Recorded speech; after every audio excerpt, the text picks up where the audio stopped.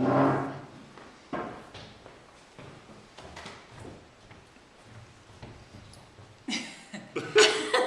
students and parents. I'm Mrs. Gregory. I'm Mrs. Cooper. And I'm Mr. Sustin. And we're going to talk to you today a little bit about the flipped classroom that's coming up.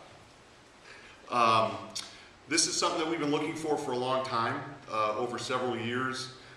We've been developing wiki pages and our own classroom websites.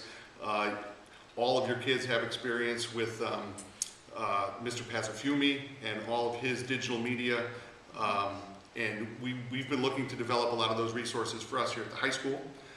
Within the past year, we've discovered the flipped classroom, and it's something we've been hearing about from professional development seminars from across the country. It's emerging as a best practice of the future. It engages the students in a much more meaningful way in their education. Too many of our kids come into the building thinking that their education is something that happens to them while they sit in front of people who know more. And that's just really not the case. They need to take ownership of that and use us for the resource people we are. So it's being used not just in schools, not just in college, but also in industry. People are being asked to do their own professional development online. So this will help prepare students, not only the ones going to college, but the ones going into any kind of industry.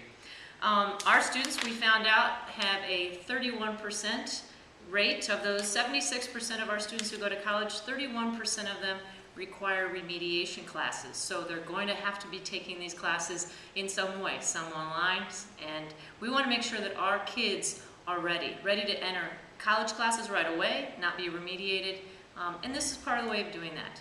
So I did flipped classroom last year, and it was required for them in the evening to watch some videos. It did not take longer than your average amount of time for homework. And it allowed students to then come into the class and do things that needed our input rather than just watching us lecture. So they could do that at night, and then during the classroom they could do the more fun activities. It allowed us to do a lot more fun activities in class. We're engaged in providing kids resources behind the scenes. The materials that the kids are going to be watching in place of the traditional lecture program will either be podcasts like this one, or they will be our own PowerPoint resources that are available online. They will be podcasts from other chemistry teachers from across the country, which is an interesting perspective to see that chemistry is the same here in Ohio as it is in Colorado. In New York and around the world, so. And they're funnier than we are. Yeah, well, we're working on it. So, you may be wondering, and we know your kids are wondering, students, because this message is for you as well. So what is it going to be like when you come to class during a flipped class experience? Well, we're not just going to, expect you to walk in the door on a Monday morning and say, okay, the test is on Friday. You need to have all this stuff done. You need to be ready and understand the material. We will have a structure for you just like we would in a typical classroom day or a classroom unit that we would prepare. We're really just changing the way the basic information and basic content is presented. So we expect to give you a checklist of assignments and activities, things that you'll be working on while you're in the class, and things that you'll be expected to do on your own time at home. Again, like Mrs. Cooper said, it's probably not going to be much more time spent at home than it would be on a typical homework assignment. The difference is that you may be going to our Moodle pages or our teacher web pages or even our YouTube sites and watching a 8 to 10 minute podcast, maybe a couple of them on the background content knowledge. Then you're going to come to class, and you may be going to a computer in the classroom and engaging in some simulations that we also have posted on our Moodle page. Or you may be working on a lab activity. You may be doing some of the inquiry activities that we've been doing a lot of in chemistry that you're already used to, where you're working with a small group of people and your teacher is there to help you when you get off track or if you're having a little trouble and so on.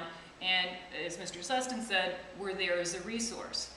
The kinds of things we're going to be doing in the classroom are not all that different from what we do in a typical lab classroom where you are having a laboratory experience, other than perhaps the lecture portion. We're not going to be standing up here just talking to you for a significant amount of time, like may have to happen in some other chapters. You're going to get that kind of content at home and at resources that we have developed for and found for you so that we can spend time with you helping with the homework. I know, Mr. Sustin, you've talked to your classes and mentioned to them that, you know, how many times have you been sitting at home and you got stuck on a homework problem or a lab assignment and you said, This is the next best thing to having me show up at your house at 9 o'clock in the evening to sit down at your kitchen table and help you with your homework in person. And he'd eat a lot, so Yes. you don't want right. that. So we'll be here to help you.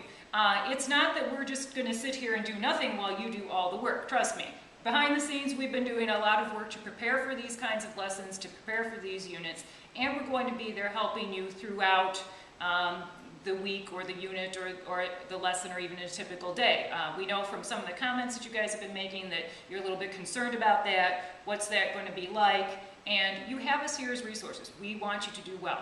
But we're going to raise our expectations for you a little bit. Again, it's not coming to school and learning happening to you. It's going to be learning happening within you because it's your responsibility to truly understand the material. And that's what we hope for in this whole process so that you don't go to college and end up as part of the 31% of kids who have to take remedial courses before they can take the actual courses that are going to give them credit to a college degree. So we think you're going to like it. It's going to be exciting for us as teachers because it's something new for us to do as well. And we've been working pretty hard at getting these lessons put together. And anything else you guys want to add to? I just want to stand on the stool. Stu, So I can be taller one time. Taller than all three of us.